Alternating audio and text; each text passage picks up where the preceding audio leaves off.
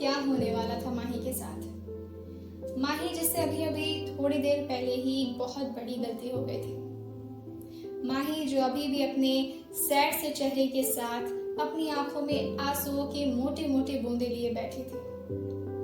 सोनी और ईशानी भी अब उसे समझाना छोड़ चुकी थी, क्योंकि जो सिचुएशन इस वक्त माही की थी उसे इस वक्त कुछ भी समझाना बेकार ही था। क्या माही के इस गलती की वजह से उसे ऑफिस से निकाल दिया जाएगा या फिर उसके साथ कुछ और ही होने वाला था। बिल्डिंग के 27th फ्लोर पर ऑफिस का मेन केबिन था। केबिन में 2 एम्प्लॉयज सर झुकाकर खड़े अपने पसीने पोंछ रहे थे। 23 डिग्री सेल्सियस के टेम्परेचर में भी उनके माथे पर पसीनों की बूंदें साफ नजर आ रही थी। उनकी हालत ऐसी थी मानो उन्होंने खुद अपने सामने अपनी मौत देख ली हो। मिस्टर कार्तिक मल्होत्रा अपनी चेयर पे कंफर्टेबली लीन होते हुए अपने डेविल एक्सप्रेशन से उन दोनों को घूर रहे थे।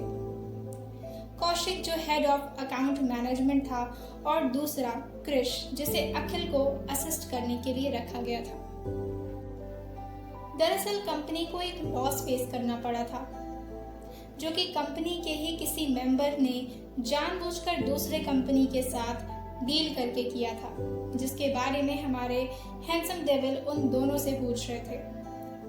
अखिल जो ठीक उनके बगल में ही पीछे हाथ बांधे खड़ा था, वो उन्हें देख रहा था कि आज उनके भाई पक्का किसी न किसी की शामत लाने वाले हैं।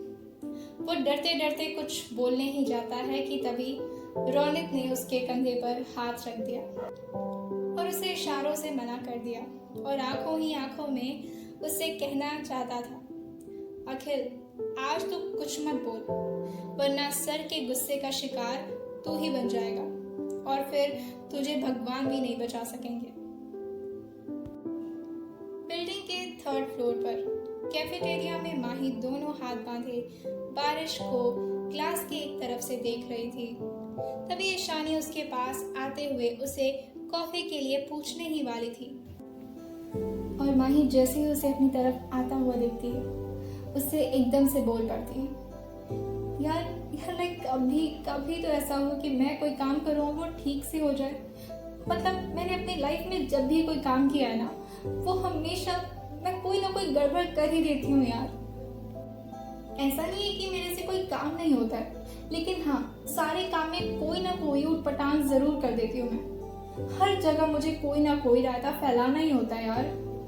उसका वॉइस रोने की वजह से भारी हो रहा था। उसे तो सिर्फ यही टेंशन खाया जा रहा था कि लकीली मुझे पहली बार इतनी अच्छी कंपनी मिली जिसमें उसे पहली बार में ही जॉब मिल गया और कहीं इस कंपनी से उसे धक्का मारकर बाहर न निकाल दिया जाए। ईशानी उसे समझाते हुए बोलती है, नहीं यार कुछ नहीं होगा यार, और वैसे भी बॉस के शर्ट की एक ही बटन तो टूटी है, कौन सा तूने पूरा उनका शर्ट फाड़ दिया है जो वो तुझे कंपनी से बाहर ही निकाल देंगे।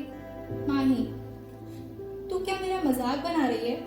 ईशानी नहीं पागल, मैं तो तुझे समझा रही हूँ। ईशानी लगभग टीज करने वाले टोन में माही से कहती है, अरे तूने तो उनका 2 बटन तोड़ दिया ना, एक बटन पे तो शायद तो बच जाती, पर 2 बटन टूटने पर मुझे नहीं लगता कि वो तुम्हें छोड़ेंगे। माही के लिए अब ये बर्दाश्त से बाहर हो रहा था। उसे लग रहा था कि उसकी अपनी बेस्टी उसका मजाक बना रही है। गुस्से में वो झटके से पीछे मुड़ती है तो अभिनव नाम का एक एम्प्लॉय ईशानी की तरफ बढ़ रहा था। 2 दिन में ही ईशानी की क्यूटनेस जनाब को भा गई थी और ऊपर से ईशानी अपने फिगर को काफी मेंटेन करके रखती थी, जहां बचपन में उसे सब मोटी होने के लिए चढ़ाया करते थे। इसीलिए उसने लगभग 6 महीने में ही अपनी बॉडी पोस्चर पर बहुत काम किया था।